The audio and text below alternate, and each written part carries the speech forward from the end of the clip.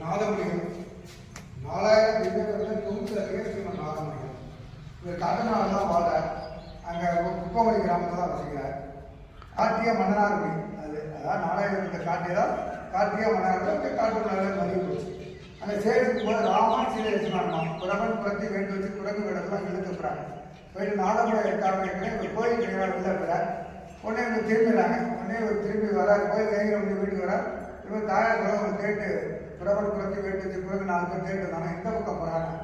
மேற்கு நகை பிரயாணம் பண்ணிட்டு உடனே மேற்கு நகை உடையார் போது குறைகளை தலைமையிலிருந்து அந்த ஊருடைய குரங்களிலிருந்து குறுமுடியாக முடிவு வச்சு அதையும் தாண்டிவிடா சீரை நம்ம போகிறதுக்கு அது கூழல் வந்து அதையும் தாண்டிவிடா 4 பேர் போனாங்க. கன்னிகா அது கண்டமம் பண்ணு அதையும் தாண்டி திருநாவுக்கு 4 பேர் போனாங்க. திருநாமம் நம்பர் ராமதேவனெல்லாம் பண்ணி வச்சு வரா சேர்த்துறாங்க. இங்கே வந்தால் யாரும் இல்லை.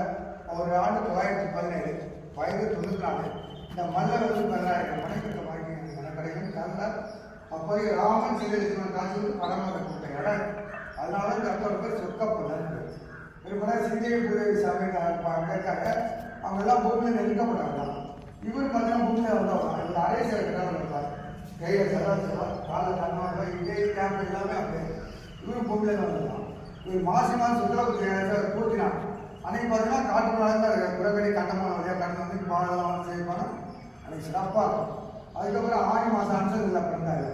நேற்றா போய் சார்ஜ் வச்சுருக்கான்.